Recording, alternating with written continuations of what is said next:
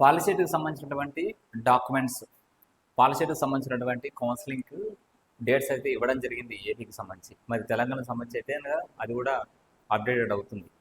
మరియు పాలసీట్ వాళ్ళకి కానీ, ఏపీ పాలసీట్ వాళ్ళకి కానీ, తెలంగాణ పాలసీట్ వాళ్ళకి కానీ, ఏపీ వాళ్ళు కానీ తెలంగాణ వాళ్ళకి కానీ ఎవరికైనా కానీ సర్టిఫికెట్స్ అనేది ఒకే విధంగా అయితే ఉంటాయి. గవర్నమెంట్కు ప్రాసెస్ అంతా ఒకటి. సో అటు సర్టిఫికెట్స్ అనేది ఏవేవి ఉన్నాయి, ఆ సర్టిఫికెట్స్లో ఎవరు మిస్టేక్ లేకుండా ఆ రోజు ఎటువంటి ప్రాబ్లం లేకుండా తీసుకోవడం కోసం మీకు క్లియర్ కట్గా ఇక్కడ ఎక్స్ప్లెయిన్ చేయడం జరుగుతుంది. సో ఇక్కడ 9 రకాల టైప్స్ ఆఫ్ ది ఉన్నాయి, డాక్యుమెంట్స్ ఉన్నాయి, సర్టిఫికెట్స్. అవి చూద్దాం. ఫస్ట్ మొదట చూసినామంటే కనుక మనము పేమెంట్ రిసిప్ట్. కౌన్సిలింగ్ ఫీజు అనేది మనం పే చేయాల్సి ఉంటుంది. ఆంధ్రప్రదేశ్ వాళ్ళకైతే మాత్రము ఇప్పుడు జూన్ 20 నుంచి 27 తేదీ వరకు మీకు పేమెంట్ రిసిప్ట్ పే చేసుకోవాలన్నాడు. కానీ మీకు కౌన్సిలింగ్ డేటు 27 వరకు అంటే 27 ముందు వరకు అని కాదు, మీరు ఇది ప్రామాణికంగా తీసుకోండి. జూన్ 20 అనేది ఫస్ట్ బేస్ తీసుకోండి. జూన్ 20 తేదీ నుంచి మీకు సర్టిఫికెట్ వెరిఫికేషన్ కోసం ఒక డేట్ ఇస్తుంటాడు మీ ర్యాంక్కి. ఒక డేట్ అది 22 ఉండొచ్చు అనుకోండి, లేదంటే 24 ఉండొచ్చు, ఏదైనా ఉండొచ్చు. సపోజ్ ఒక స్టూడెంట్కి 22, ఒక స్టూడెంట్కి 24 ఉందనుకున్నాం. 20 తేదీ నుంచి పాలసీట్, ఏపీ పాలసీట్ వెబ్సైట్లో ఫీజు పే చేయండి, counselling fee. OC and BC వాళ్ళకి 700 రూపీస్ అండ్ ఎస్సీ ఎస్టీ వాళ్ళకి 400 రూపీస్ కౌన్సిలింగ్ ఫీజు ఉంటుంది.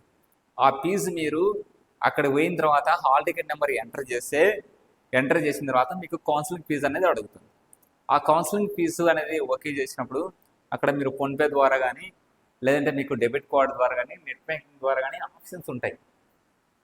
అది అమౌంట్ అనేది మీరు పే చేసినారంటే మీరు మొబైల్ కూడా పే చేయొచ్చు. చేసిన తర్వాత దానికి ఒక రిసిప్ట్ వస్తుంది. ఆ రిసిప్ట్ అనేది మీరు ప్రింట్అవుట్ తీసుకోవాలి. బయటకు వెళ్ళి తర్వాత ప్రింట్అవుట్ తీసుకోవచ్చు. సో అది మొబైల్లో అవకాశం ఉంటుందా లేదనేది ఆ సైట్ ఓపెన్ అయిన తర్వాత చూద్దాం. 20th జూన్ 20 తేదీ అనేది ఓపెన్ అవుతుంది. ఓకే, అంటే రేపు ఓపెన్ అవుతుంది. కాబట్టి జూన్ 20 తేదీ ఓపెన్ అయిన తర్వాత పేమెంట్ అనేది ఎట్లా చేయాలి అనేది కూడా నేను క్లియర్గా చెప్తాను. ఒకవేళ మీ చేత అవ్వకపోతే మాకు పంపించినా కానీ మీ డీటెయిల్స్తో సహా పంపించారంటే మీ పేమెంట్ అనేది రిసిప్ట్ సహా మీకు వాట్సాప్లో అయితే చేస్తాం అనమాట. వాట్సాప్ నెంబరు, ఆ నెంబర్కి చేయొచ్చు. కాబట్టి పేమెంట్ రిసిప్ట్ అనేది కంపల్సరీ తీసుకోవాలి. ఆ పేమెంట్ రిసిప్ట్ ఒకటి ప్రింట్అవుట్ తీసుకుంటాం, వాటితో పాటు 2 జిరాక్స్ కూడా పెట్టుకోవాలి. ఇవన్నీ ఒరిజినల్తో పాటు ప్రతి ఒక్క ఈచ్ డాక్యుమెంటు, ప్రతి ఒక్క సర్టిఫికెట్ 2 సెట్స్ జిరాక్స్ ఉండాలి. పేమెంట్ రిసిప్ట్ ఓకే, క్లారిటీ వచ్చింది. నెక్స్ట్ సెకండ్ వన్ పాలసీకి సంబంధించినటువంటి hall ticket and rank card. Hall ticket ఇంకా ఉన్నాయా అని అనుకోద్దండి. మీరు హాల్ టికెట్ తీసుకున్న తర్వాత ఇప్పటికి చించి పడేసి ఉండమో లేకుంటే పక్కన పడేసి ఉంటారు, కొంతమంది దగ్గర పెట్టుకోండి. సో అలా ఏం లేకుండా మీకు వెబ్సైట్లో మీకు వెబ్సైట్లో అయితే కనుక ఉంది, హాల్ టికెట్ అయితే ఉందన్నమాట.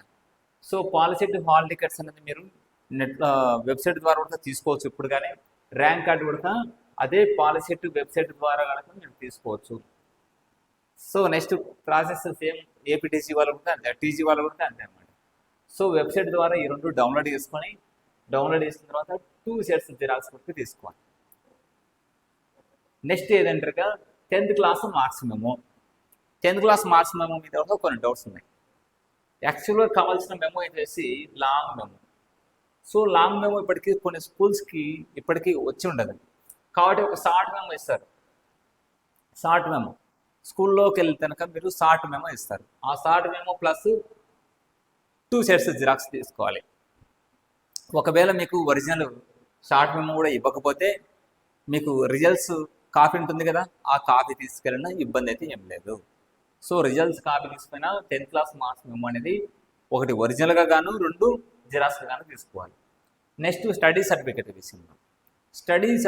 విషయంలో మీరు వచ్చేసి 4th క్లాస్ నుంచి 10th క్లాస్ వరకు, అంటే ఏదైనా కానీ మీరు కౌన్సిలింగ్ వెళ్ళవద్ది, లాస్ట్ 7 ఇయర్స్కి సంబంధించినటువంటి స్టడీ సర్టిఫికేట్స్ అవసరం. ఎందుకంటే ఎక్కడ చదివారు, లోకల్ నాన్ లోకల్ ఇవన్నీ ఉంటాయి కదా. సో వాటి కోసము 4th to 10th, సో వీటికి సంబంధించి స్టడీ సర్టిఫికేట్స్ నీడ్ ఉంటాయి అన్నమాట. 4th క్లాస్ నుంచి కంపల్సరీ అవసరము. లేదు నేను 6th క్లాస్ నుంచి 10th క్లాస్ వరకు స్టడీ సర్టిఫికెట్స్ ఉన్నాయనేసి కొంతమంది తీసుకెళ్తారు. 6th క్లాస్ నుంచి 10th క్లాస్ వరకు, 4th 5th ఎక్కడ దూరంగా ఉంది వదిలేస్తారని. తర్వాత కౌన్సిలింగ్ పోయిన తర్వాత మీకు అలౌ చేస్తారు, ఇబ్బంది ఏం లేదు. కౌన్సిలింగ్లో అలౌ చేస్తారు, మీరు ఏ సర్టిఫికేట్ తీసుకుపోయినా కానీ కౌన్సిలింగ్ అనేది జరిగిపోతుంది.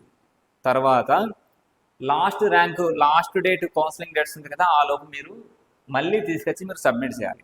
ఈ తతంగం అంతా లేకుండా మీరు వచ్చేసి 4th క్లాస్ నుంచి 10th క్లాస్ వరకు ఒరిజినల్ సర్టిఫికేట్ తీసుకోవాలి, జిరాక్స్ కాదు. Original plus 2 sets xerox, original compulsory. Next income certificate. Income certificate గురించి 10th క్లాస్ వాళ్ళు కాబట్టి లేటెస్ట్ అప్డేట్సే ఉంటాయి చాలామంది వరకు.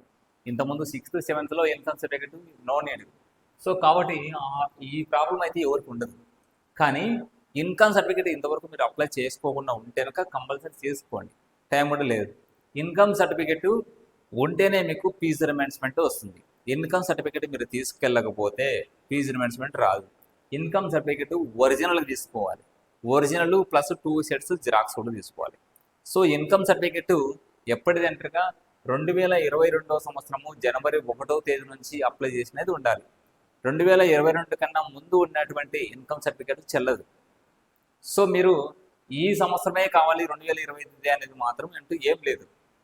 సో అఫీషియల్ నోటిఫికేషన్ కూడా ఇచ్చాడు కాబట్టి 2024 సంబంధించింది కూడా 2023, 24 సంబంధించింది కూడా ఇన్కమ్ సర్టిఫికేట్ చెల్లుతుంది, no doubt. Next caste certificate. BC, SC, ST category వాళ్ళు వచ్చేసి క్యాస్ట్ సర్టిఫికేట్ మీకు ఈ సంవత్సరంలో ఉండాల్సిన అవసరం లేదు. క్యాస్ట్ సర్టిఫికేట్ మీకు ఈ సంవత్సరంలో ఉండాల్సిన అవసరం లేదు. సో క్యాస్ట్ సర్టిఫికేట్ అనేది ఎప్పటిది ఉన్నా లాస్ట్ 5 years కిందది 2020 సంవత్సరానికి ఉన్నా. సో క్యాస్ట్ అనేది ఎటువంటి పరిస్థితుల్లో చేంజ్ అవ్వదు. ఇన్కమ్ అనేది మీకు అప్ అండ్ డౌన్స్ ఉంటుంది కాబట్టి దాని పరంగా ఇన్కమ్ అనేది ఎవరి 4 yearsకి బేస్ చేసుకొని ఇచ్చాడు అనమాట. కానీ క్యాస్ట్ సర్టిఫికేట్ అనేది మీరు ఎప్పటిది తీసుకుపోయినా కానీ 2025 మాత్రమే కాదు, ఎప్పుడు తీసుకున్నా చెల్లుతుంది. సో నో డౌట్ ఎన్నికైతే పంపించే పరిస్థితి అయితే ఉండదు. సో నెక్స్ట్ వచ్చేసి ఈడబ్ల్యూఎస్. ఈడబ్ల్యూఎస్ ఎవరికి ఇస్తారు?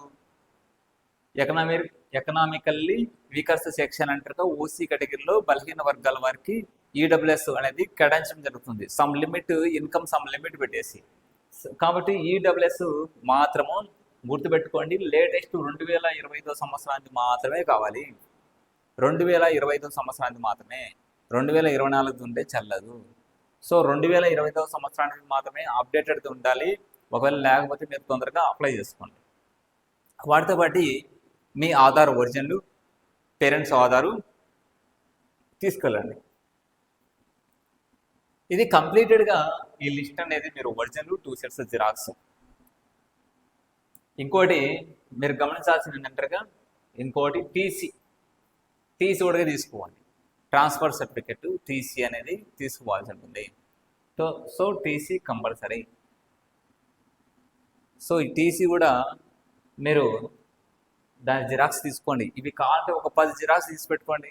మీరు టీసీ ఇచ్చారంటే 10 అవసరం లేదంటే ఒక 5 సార్లు టీసీ ఇచ్చారంటే మళ్ళీ మీకు జిరాక్స్ కావాలని రావు.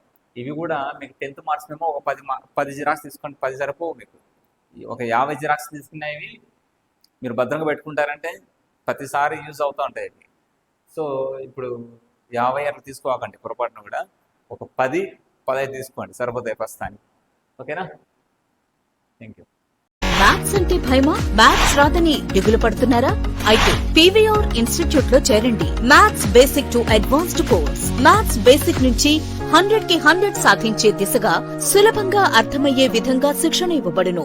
ఫస్ట్ క్లాస్ నుండి 10th class, inter, diploma, BTech విద్యార్థులందరూ అర్హులు. PVR institute, Nagadastagiri Reddy hospital ఎదురుగా, హోమస్పేట, ప్రొద్దుటూరు, కడప జిల్లా. అడ్మిషన్ల కొరకు సంప్రదించండి. Director PV Ramana. Contact number 9888266623.